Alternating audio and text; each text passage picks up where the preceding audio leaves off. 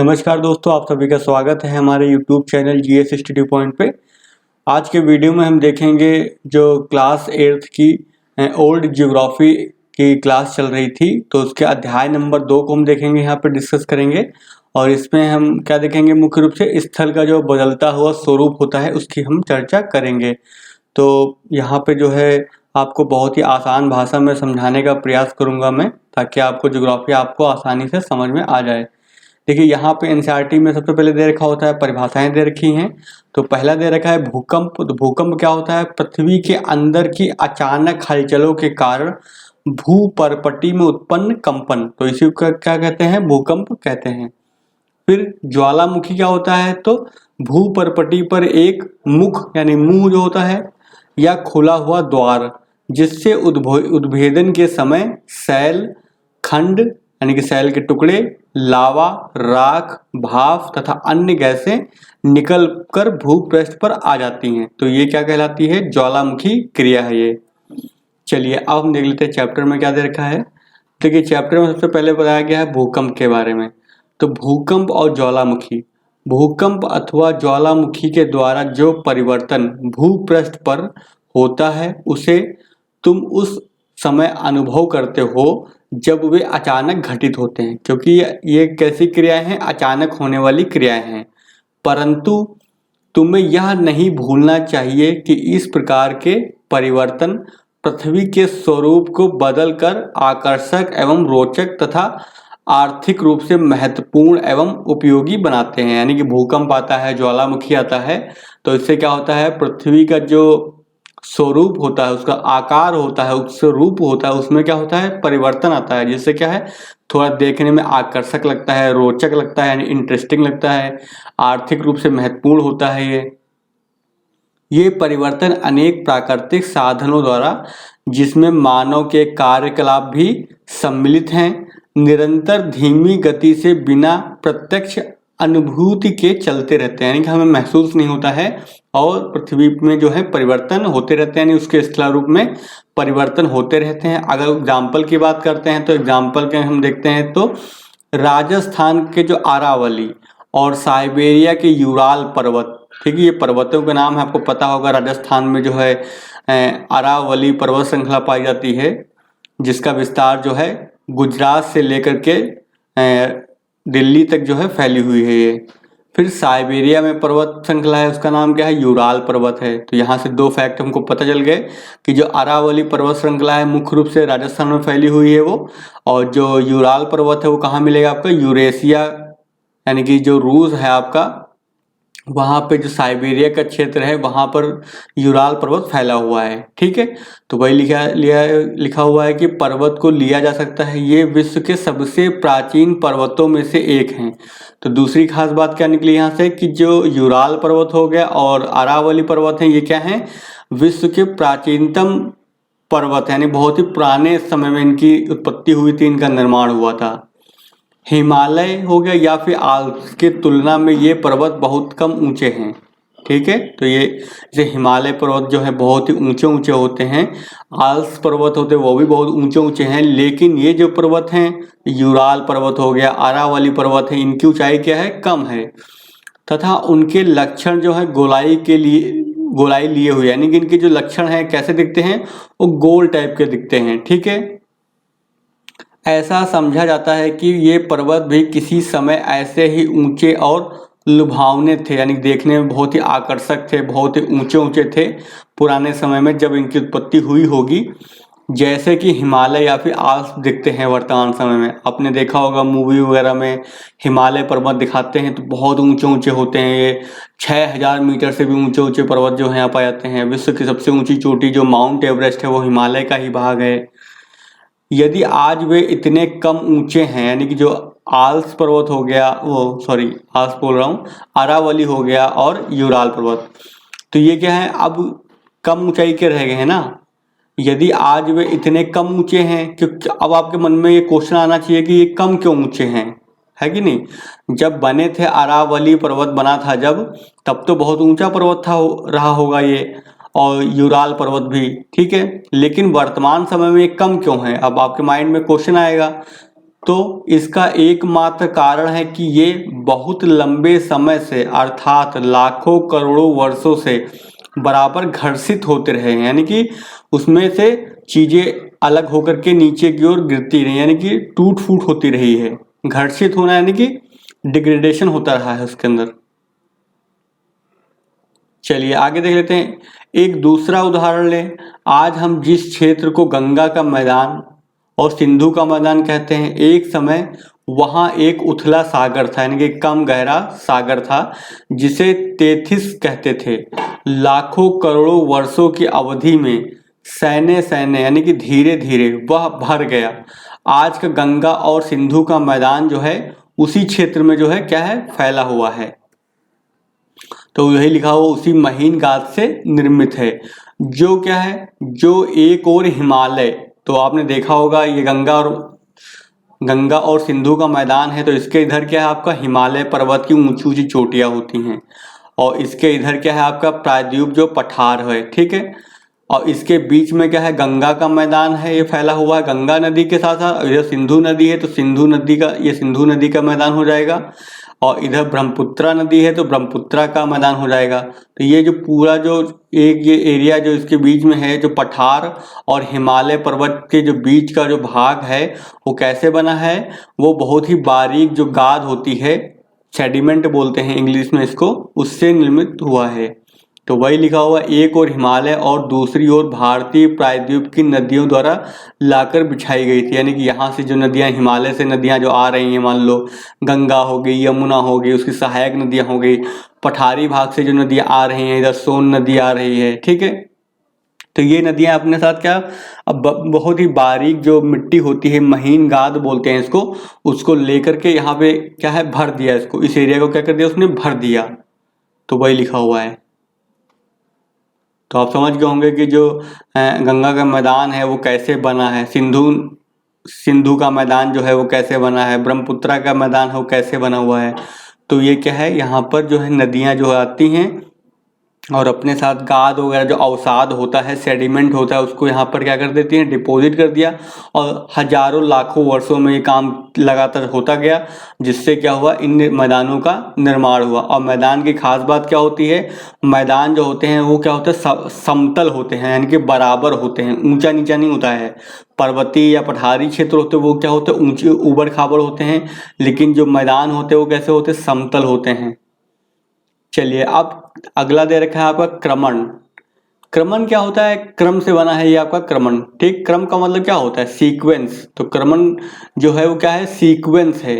इसको इंग्लिश में क्या बोलेंगे, सीक्वेंस, यानी कि एक के बाद दूसरा काम होगा, दूसरे के बाद तीसरा काम होगा। तो क्रम से सारे काम होते हैं। यह देखने को मिलता है कि समतलन की यह प्रक्रिया बराबर चलती रहती है, यानी कि जो पर्वतीय कभी ऊंचा हिस्सा है वो घिस पिट कर क्या हो जाएगा, कभी भी समतल हो जाएगा, यानी कि लाखों हजारों करोड़ों वर्ष लगेंगे। तो जो ऊंचा उठा हुआ भाग है वो क्या, पर्वतीय भाग किस में बदल जाएगा, मैदान में बदल जाएगा ये, ठीक है। तो वही लिखा हुआ, जब से पृथ्वी एक अलग ग्रह के रूप में अस्तित्व में आई है, तब से जो है इसका स्वरूप निरंतर बदलता रहा है। यह प्रक्रिया जो है सदैव चलती रहती है। इस सतत, यानी कि सतत मतलब लगातार, संस्टेबल, कंटिन्यूअस कार्य को क्रमण कहते हैं, ठीक है। तो क्रमण समझ गए होंगे। और क्रमण क्या है, एक के बाद दूसरा जो है काम होना, यानी कि सीक्वेंस। चलिए आगे देख लेते हैं। आगे दे रखा है यहाँ पे, एक है अधिवृद्धि और निम्नीकरण। तो क्रमण की जो पूरी प्रक्रिया दो स्पष्ट रूप हैं। एक है घिस घिस कर नीचा करना, यानी कि कोई पर्वतीय क्षेत्र है वो घिस करके पहाड़ी में बदल जाना, पहाड़ी क्षेत्र है तो मैदान में बदल जाना। तो घिसता रहता है ना, हवा वगैरह से हो गया, पानी से हो गया, हिमानी से हो गया, ये सारे कारक होते हैं जिनसे घिसती हैं पहाड़ियाँ जो होती हैं, पर्वत होते हैं। दूसरा है भरना। एक तो क्या हो जाएगा, घिस घिस के मतलब ऊंची चीज है वो समतल हो जाएगी, और दूसरा क्या है, कोई गड्ढा अगर है, मान लो ये गड्ढा है तो इसमें इकट्ठा होता जाएगा कोई सेडिमेंट वगैरह, तो ये भर जाएगा एक समय में आकर के, ठीक है। तो क्या है, वही लिखा हुआ है कि एक तो काम क्या है, नीचा करना है, यानी कि निम्नीकरण हो जाएगा। दूसरा क्या है, भरना, यानी अधिवृद्धि, किसी चीज में वृद्धि हो जाना। पृथ्वी के उभरे हुए लक्षणों को घिसकर निम्न करना निम्नीकरण कहलाता है। भूपृष्ठ पर प्राकृतिक गर्तों को भरना, यानी कि गर्त मतलब गड्ढे को भरना क्या कहलाएगा, अधिवृद्धि कहलाता है। अगर हम एक एग्जाम्पल से अगर देखना चाहते हैं तो ऐसे मान लो कोई पर्वतीय क्षेत्र है, ठीक है, फिर ये क्या है मान लो मैदानी क्षेत्र आ जाता है, और उसके बाद ये सागरी क्षेत्र आ जाता है, ठीक है, ये मान लो सागरी क्षेत्र है।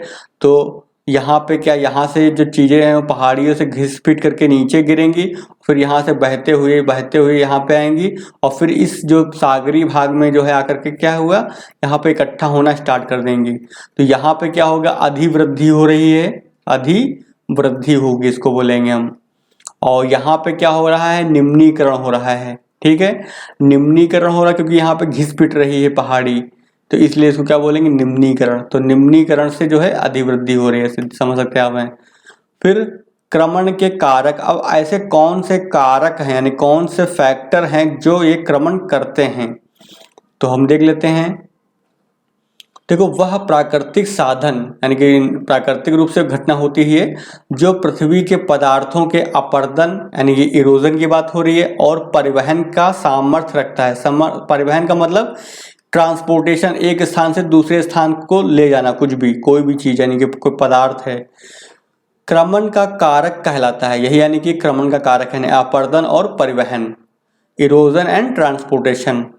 प्रवाहित जल, यानी कि जो बहने वाला जल होता है।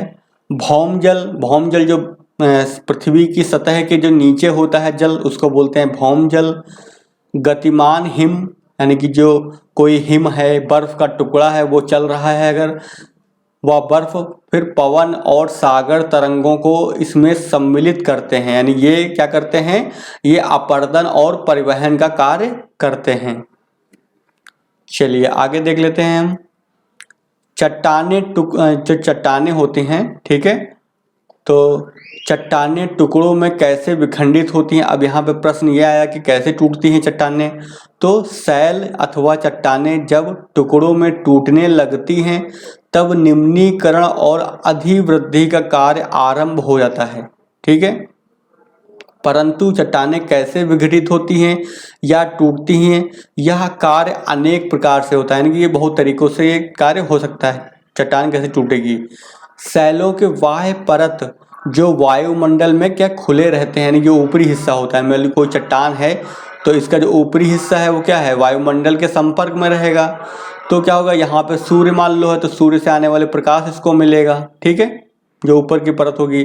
तो सूर्य की ऊष्मा से दिन में क्या होता है, गर्म होती है, तो चट्टान जो होगी दिन में क्या होगी, वो गर्म हो जाएगी, आपको पता है, क्योंकि सूर्य से उसको क्या मिल रही है, ऊष्मा मिल रही है। अब गर्म होगी, फिर क्या होगा, रात में क्या होगी, ठंडी भी होगी। और ऐसे में होता क्या है, मान लो ऊपर की परत गर्म हो गई मान लो ये, और नीचे की परत कैसी रहेगी, ठंडी रहेगी, तो ये ठंडी रहेगी परत, ऊपर की परत गर्म रहेगी, तो क्या होगा, ये परत जो है इस वाली परत से अलग हो जाएगी, तो इससे क्या होगा, टूटना स्टार्ट हो जाएगी। तो वही लिखा है, इस तापन के कारण शैलों की बाहरी परतें क्या होती, फैलने लगती हैं।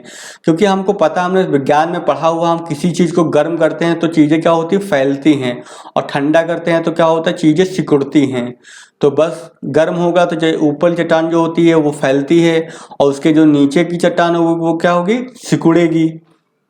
इसके विपरीत रात्रि में जब वायु का तापमान अधिक गिर जाता है तब शैलों की बाहरी परतें क्या होती, सिकुड़ जाती हैं। इस क्रिया के निरंतर होने से शैलों के बाहरी भाग क्या हो जाते हैं, ढीले हो जाते हैं, और अंत में मुख्य शैल से टूटकर अलग हो जाते हैं। जाहिर सी बात है, एक जो परत है वो गर्म होकर फैल रही है, दूसरी परत है वो ठंडी हो रही, सिकुड़ रही है, तो इससे क्या होगा, विरोधाभास की स्थिति उत्पन्न हो जाएगी, और ये आपस में अलग हो जाएंगी और टूट जाएंगी।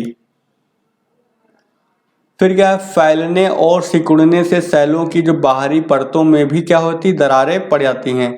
शीतल जलवायु वाले प्रदेशों में यदि जल ऐसी दरारों में पहुंच जाता है तो वह रात्रि में सामान्यतः क्या होता है, जम जाता है, यानी बर्फ में बदल जाएगा।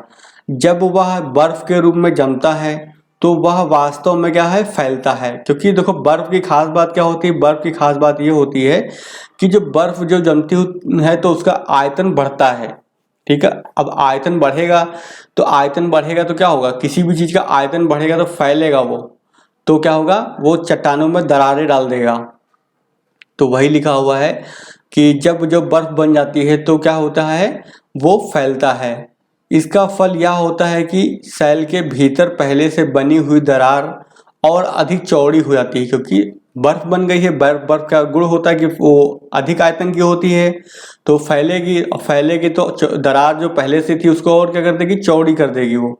इस प्रकार बराबर चौड़े होते रहने से वे सेलें जो हैं अनेक टुकड़ों में टूट जाती हैं। तो आप ये भी समझ गए होंगे कि कैसे टूट रही है धीरे धीरे।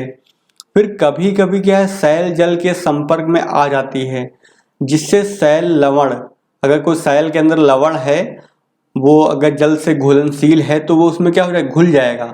जैसे लवण जैसे घुलनशील खनिज जल में घुल जाते हैं और उससे अलग हो जाते हैं, और वो क्या हो जाते हैं, जो सेल से वो अलग हो जाएंगे, क्योंकि पानी में घुल जाएंगे, वो पानी के साथ बह के निकल जाएंगे। तो इससे भी क्या होगी, टूट फूट हो जाती है। फिर इसके अलावा क्या होता है, पौधों और वृक्षों की जड़ें भी क्या है, सेलों में दरारें विकसित करने और उनके विघटन के लिए, यानी कि उनको तोड़ने के लिए उत्तरदायी है। आपने देखा होगा कहीं किसी चट्टान पर अगर कोई पेड़ उगाता है तो वहां पर मैंने देखा होगा कि उसकी जड़ें जो होती हैं वो चट्टान को तोड़ देती हैं। सेलों के विघटन के इस कार्य में पशु और मनुष्य भी प्रायः सहायक होते हैं।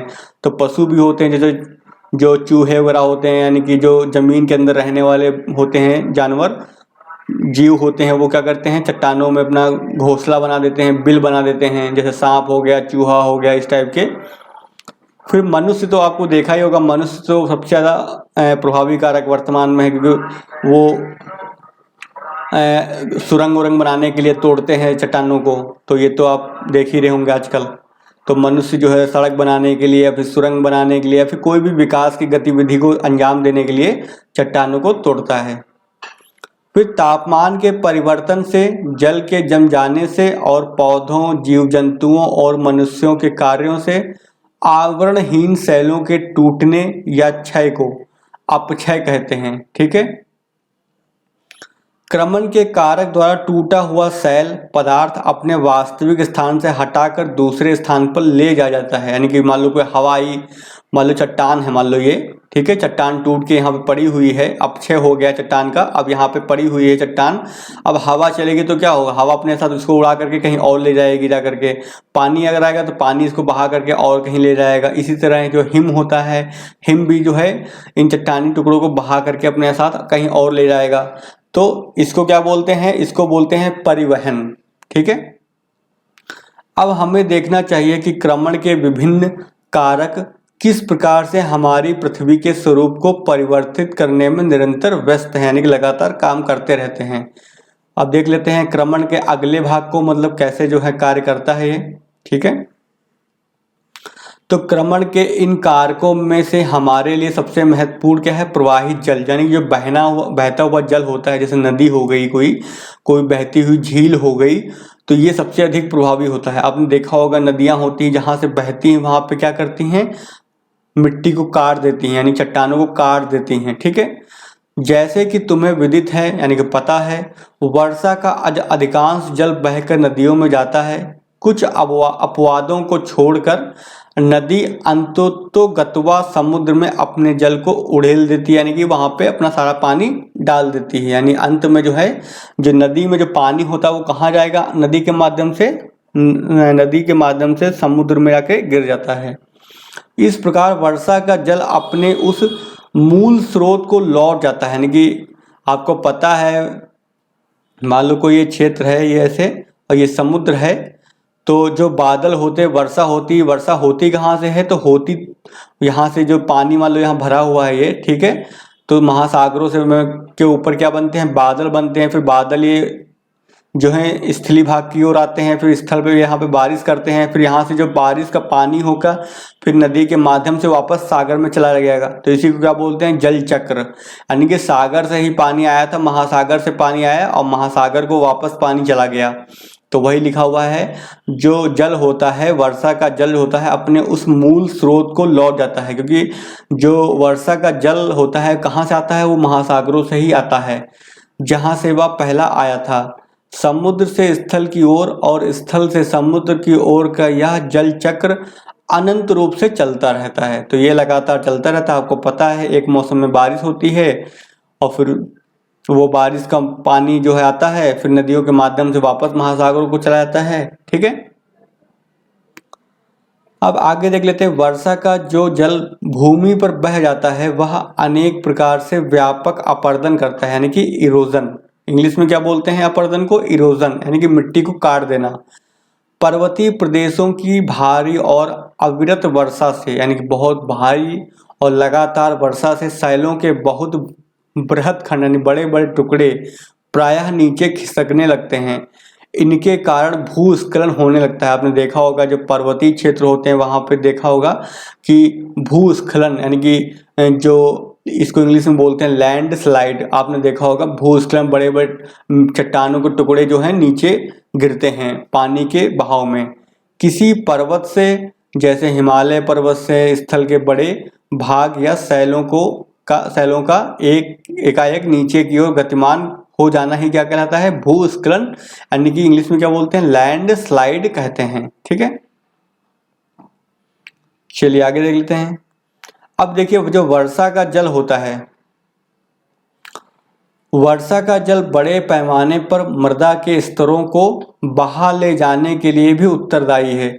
जो मिट्टी होती है उसमें बहुत सारी विभिन्न प्रकार की लेयर पाई जाती हैं। ठीक है, मान लो मिट्टी है तो उसमें अनेक प्रकार की लेयर पाई जाती हैं, तो उनमें क्या होता है पानी अपने साथ इन जो लेयर्स होती है, सतह होती है, उनको भी क्या करती है? बहा ले जाती हैं।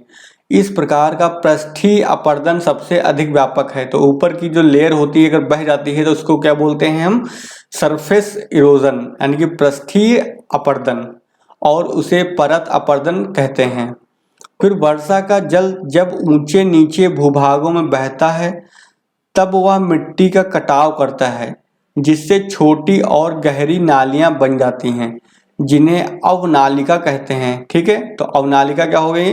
जब वर्षा का जल होता है तो जब बहता है तो क्या होता है? मिट्टी का कटाव करता है, जिससे क्या है? गहरी नालियां बन जाती हैं, उसे ही क्या बोलते हैं? अवनालिका।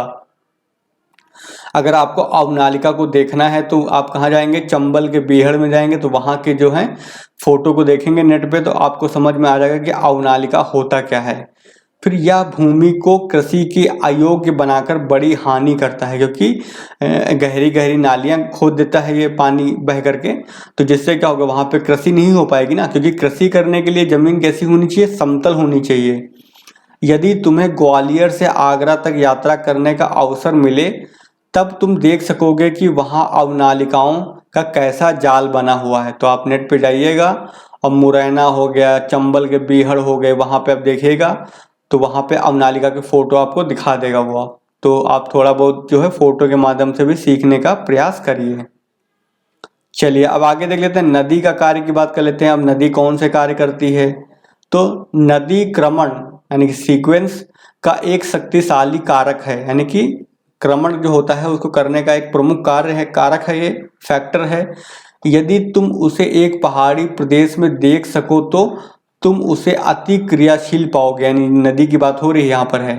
ठीक है, चाहे उसके जल की मात्रा अति अल्प ही क्यों ना हो, यानी कि पानी की मात्रा कम होगी लेकिन बहुत ही ज्यादा मात्रा में वो क्या करेगी? अपरदन करेगी।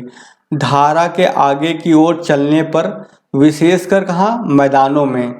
मैदानों में जल की मात्रा होने पर भी नदी अपेक्षाकृत आराम से मोड़ लेती हुई चलती है, यानी कि नदी जो है ऐसे ऐसे जो है मोड़ लेके जो है बहती है। कहाँ पे? मैदानों में। और जो पहाड़ी इलाके होते हैं वहां पे ऊंचाई में जो है लगभग जो है सीधी और गहरी रास्ते में जो है नदी बहती है।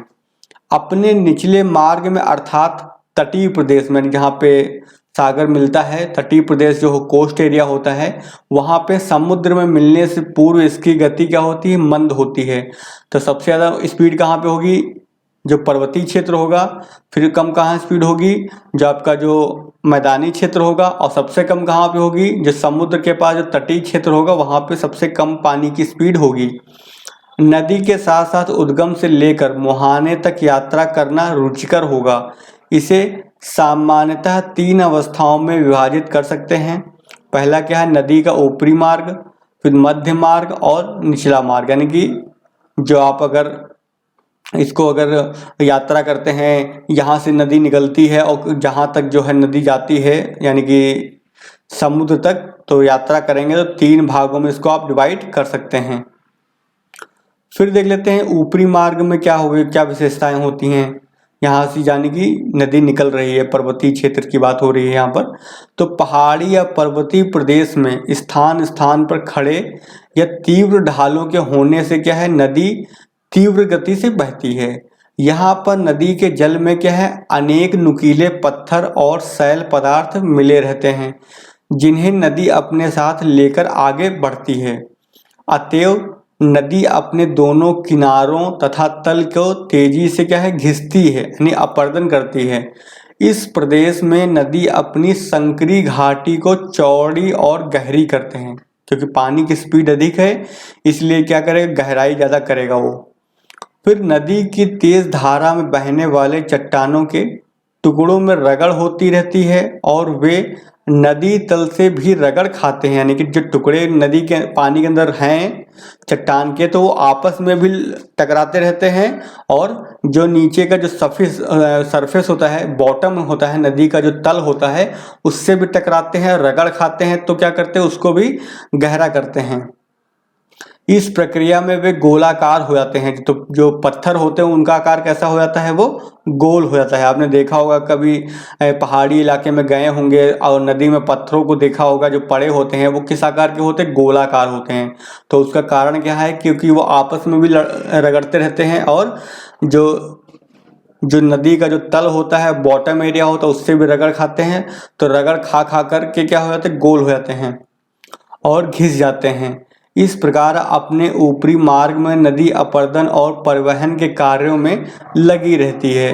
अपने ऊपरी मार्ग में वह कुछ विशेष प्रकार के स्थल के आकार बनाती है, जैसे महाखड्ड बोलते हैं इसको, इंग्लिश में बोलते हैं गॉर्ज।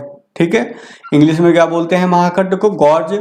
और वी आकार की घाटी, यानी इस तरह की जो घाटी होती है वो इस तरह की दिखाई देती है, इसलिए इसका नाम रखा गया है वी आकार की घाटियां और जलप्रपात। ठीक है, तो गॉर्ज बनते हैं, वी आकार की घाटियां बनती हैं और जलप्रपात भी बनते हैं। और साथ में जो कैनियन भी बनता है एक है।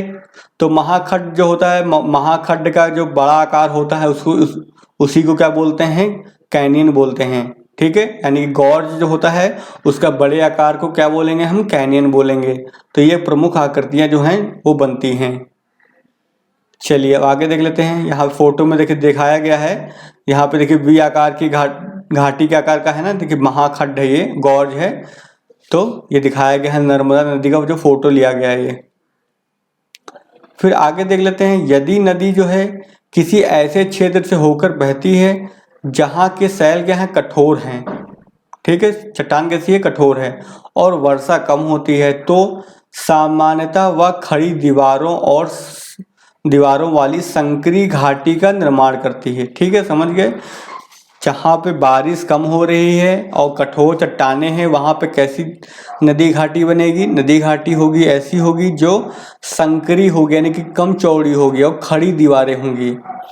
खड़ी दीवारों वाली ऐसी गहरी और संकरी घाटी महाखड्ड कहलाती है। फिर नदी की नीचे की ओर कटान करने वाली क्रिया का ही यह परिणाम होती है, यानी कि जो नदी है मान लो कोई ये, तो नदी में गहराई में यानी कि कटाव हो रहा है, चौड़ाई में कटाव नहीं हो रहा है, फिर बहुत ही कम है। ठीक है, मुख्य जो कटाव हो रहा है वो क्या हो रहा है, लंबवत हो रहा है। फिर कुछ ऐसे अपेक्षाकृत मुलायम शैलों से निर्मित होते हैं और वे भारी वर्षा, तो कुछ क्षेत्र जो होते हैं वहाँ पे क्या है, मुलायम शैल पाए जाते हैं और भारी वर्षा होती है। तो ऐसे प्रदेशों में वर्षा जल के द्वारा नदी घाटी के किनारों का शीघ्र ही क्या होता है, अपक्षय हो जाता है और अपर्दन हो जाता है। इस प्रकार अपने किनारों के पर्याप्त चौड़े हो जाने से एक नदी जो है घाटी किस आकार की दिखाई देगी, वो वी आकार की घाटी हो जाती है। तो यहाँ से क्या हमको पता चला कि वी आकार की घाटी वहाँ पे बनेगी जहाँ पे मुलायम शैल पाई जाएगी और भारी वर्षा होगी, तो वी आकार की घाटी बनेगी। फिर गॉर्ज यानी कि महाखड्ड कब बनेगा, तो महाखड्ड बनने के लिए कठोर शैल होना चाहिए और कम वर्षा होनी चाहिए, तो वहाँ पे क्या बनेगा, गॉर्ज का निर्माण होता है। तो वही लिखा हुआ इसलिए ऐसी घाटियां वी आकार की घाटियों के नाम से प्रसिद्ध हैं। फिर जैसा कि तुम जानते हो कि नदी तल में जो बने जो होते हैं, बने हुए खड़े ढाल पर पानी की जो है, पानी के सहसा गिरने से यानी कि जलप्रपात का निर्माण होता है। यानी कि पानी क्या होता है, मान लो से बह रहा है और अचानक से अगर कोई ऐसी चट्टान है जहाँ पे अचानक से अगर फॉल होता है तो पानी ऐसा आएगा और नीचे ऐसे गिरेगा, तो इसको क्या बोलेंगे हम, जलप्रपात, यानी कि इसको बोलते हैं वाटरफॉल। ठीक है, तो वही लिखा हुआ है खड़ा ढाल है और सहसा अचानक से गिरने से जलप्रपात का निर्माण होता है। यह सामान्यतः उस कड़ी चट्टान के किनारे पर बनता है जो मुलायम चट्टान के ऊपर होती है। ठीक है, जहाँ तक जलप्रपात का संबंध है, नदी अपने मार्ग में लगभग खड़े ढाल से कलाबाजी करती हुई आगे बढ़ती है। इसके विपरीत कभी वह उछलती है, फुदकती है और कूदती हुई चलती है, जिससे मार्ग में क्या होती है, छिप्रिकाएं बन जाती हैं। छिप्रिकाएं क्या होती हैं, अगर इसको समझना है आपको, मान लो आपकी कोई नदी है ये, ठीक है, और इसके मार्ग में बीच में कोई चट्टान है जो कठोर चट्टान बनी हुई है ऐसे, तो पानी आएगा, ऐसे आएगा तो ऐसे पानी इसके ऊपर से निकल जाएगा। ठीक है, ऐसे पानी आएगा इसके ऊपर से बह के निकल जाएगा। यानी कि नदी मार्ग में अगर कोई कठोर चट्टान होती है, वो बाधा के रूप में कार्य करती है, तो क्या किसका निर्माण होता है, छिप्रिकाएं। ठीक है, छोटी और बड़ी अनेक छिप्रिकाओं के क्रम को क्या बोलते हैं, सोपानी जलप्रपात कहते हैं। चलिए आगे देख लेते हैं। संक्षेप में यह कहा जा सकता है कि नदी अपने जो है ऊपरी मार्ग में अति क्रियाशील, जहाँ से स्टार्ट होती है नदी वहाँ पे क्या है, बहुत ज़्यादा एक्टिव होती है, अति क्रियाशील होती है और नटखट होती है। उससे यह आभास होता है कि वह बड़ी जल्दी में है। ठीक है, अतएव यह कहा जा सकता है कि वह अपनी तरुणावस्था में है। तो छोटा बालक जो होता है वह ऐसे ही तो करता है, बहुत ही एक्टिव होता है, शैतानी करता है, तो इसीलिए इसका नाम क्या रख दिया गया, तरुणावस्था में है। इस अवस्था में नदी का मुख्य कार्य क्या है, काट छाट करना। ठीक है, मुख्य रूप से जो है वो अपर्दन करती है। अब हम देख लेते हैं मध्य मार्ग को, देख लेते हैं कि बीच का हिस्सा कौन सा, किस तरह की उसकी विशेषताएं होती हैं मध्य मार्ग में। तो पहाड़ी प्रदेश को छोड़ने के पश्चात नदी प्रायः मैदान में होकर बहती है। स्थल के सपाट और नीचा होने से नदी की गति क्या हो जाती है, धीमी हो जाती है, क्योंकि पहाड़ी एरिया कैसा होता है, खड़ा एरिया होता है। तो अब जब मैदान आएगा तो मैदान कैसे होते हैं, सपाट होते हैं। अब सपाट होगा तो पानी की जो स्पीड हो जाएगी क्या हो जाएगी, कम हो जाएगी। अब वह धीरे धीरे मुड़ती और घूमती चलती है। अपने किनारों को काट छांट कर नदी अपने तल को क्या करेगी, चौड़ा करती है। अब यहाँ पे क्या होगा, देखिए ये नदी है कोई, तो दो तरह की जो है अपर्दन होता है। एक तो ये होता है, यानी कि इसको बोलते हैं क्षैतिज अपर्दन, और दूसरा क्या होता है, गहराई में अपर्दन करना होता है, उसको बोलते हैं लंबवत अपर्दन। तो अब क्या करेगी, ये चौड़ाई को बढ़ाएगी, क्योंकि ये इसकी जो अपर्दन शक्ति जो है, लंबवत अपर्दन शक्ति है, वो कम हो जाती है। तो मुख्य रूप से जो है ये अब घाटियों को क्या करेगी, चौड़ा करेगी। इस प्रकार वह अपने घाटी पृष्ठ को चौड़ा करती है।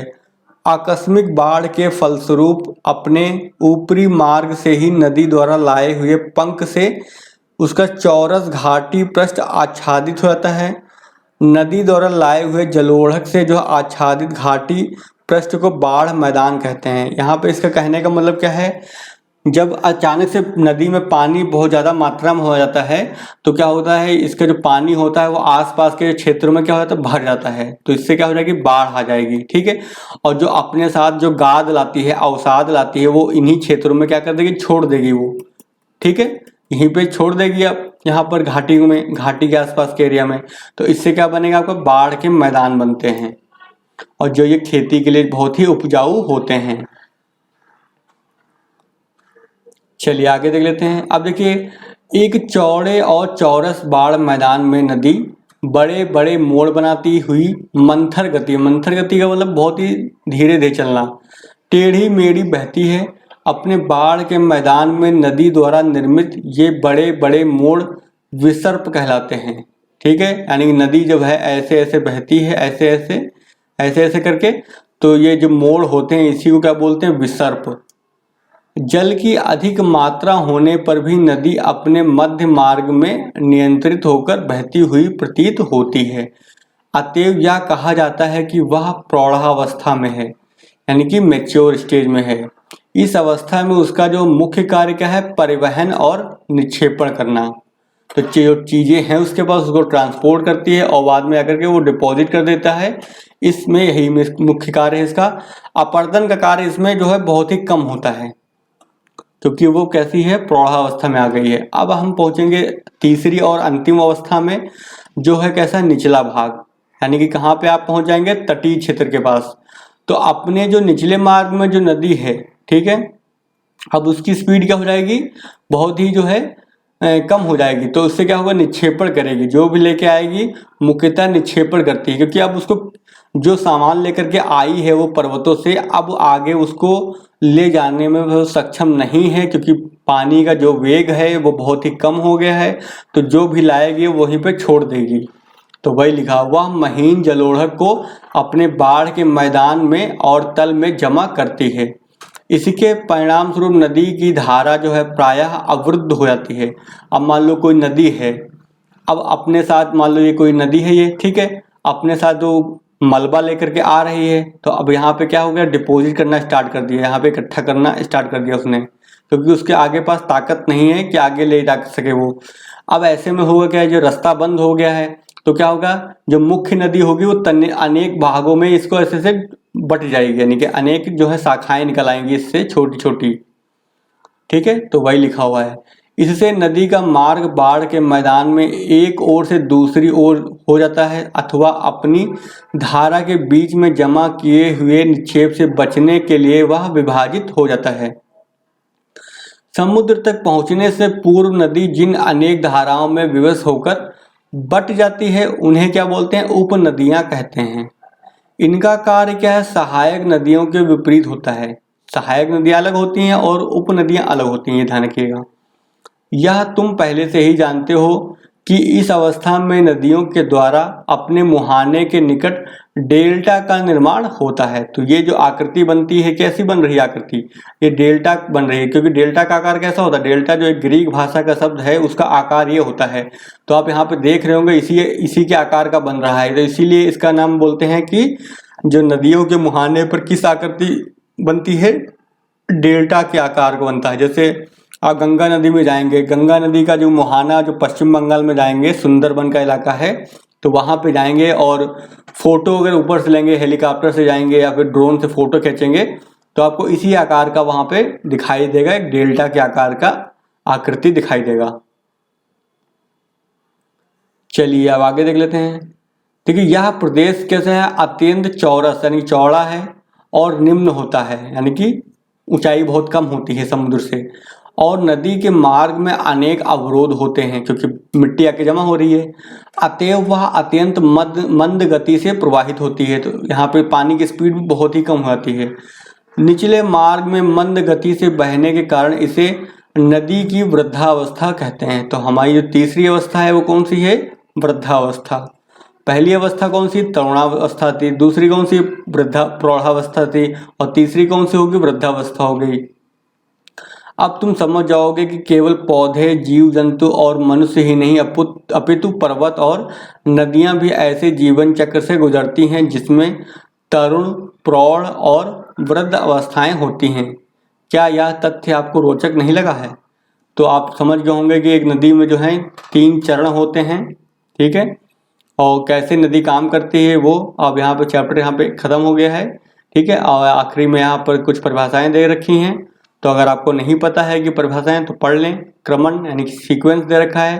क्या होता है, भूपृष्ठ का समतल करने वाली सतत प्रक्रिया, यानी कि कोई पर्वतीय क्षेत्र जो है घिस कर पिट कर वो किस में बदल जाएगा, समतल मैदान में बदल जाना, इसी को क्या बोलते हैं, क्रमण। एक के बाद दूसरी घटना होगी, ठीक है। अपक्षय क्या होता है, प्राकृतिक कारकों द्वारा चट्टानों का विघटन या विखंडन। फिर तेथिस क्या है, तेथिस शब्द एक आया था आपके, तो एक बहुत प्राचीन जलाशय जो कभी उत्तरी यूरेशिया तथा दक्षिणी एशिया और अफ्रीका प्रायद्वीपों के मध्य जो स्थित था। तो ये बड़ी क्लासों में जब पढ़ेंगे आप तब आपको वहाँ पे मालूम पड़ेगा कि 33 सागर क्या था, 33 सागर से ही हिमालय की उत्पत्ति हुई है और जो गंगा का मैदान बना है वो सब चीज़ें जो है आगे पढ़ेंगे। ठीक है, तो वो जो है 11 क्लास के एनसीईआरटी जब पढ़ाएंगे तो वहाँ पे आपको डिस्कस किया जाएगा। तो चलिए आज का वीडियो फिर हम यहीं पे ख़त्म करते हैं। वीडियो अगर आपको पसंद आता है तो वीडियो को लाइक कर दीजिएगा और कमेंट के माध्यम से बताइएगा कि कैसा लगा आपको वीडियो। ठीक है, और चैनल पर नए हैं तो चैनल को सब्सक्राइब कर लीजिएगा। और ओल्ड एनसीईआरटी ज्योग्राफी के और वीडियो को देखने के लिए आप प्लेलिस्ट में जाएंगे, वहाँ पे प्लेलिस्ट में जाने पर आपको मिलेगी एक प्लेलिस्ट ओल्ड ज्योग्राफी एनसीईआरटी के नाम से। आप वहाँ पे जाकर के 6 पढ़ सकते हैं, 7 पढ़ सकते हैं और 8 क्लास के बाकी वीडियो को भी आप देख सकेंगे। ठीक है, तो चलिए वीडियो यहीं पे ख़त्म करते हैं, मिलते हैं फिर नेक्स्ट वीडियो में।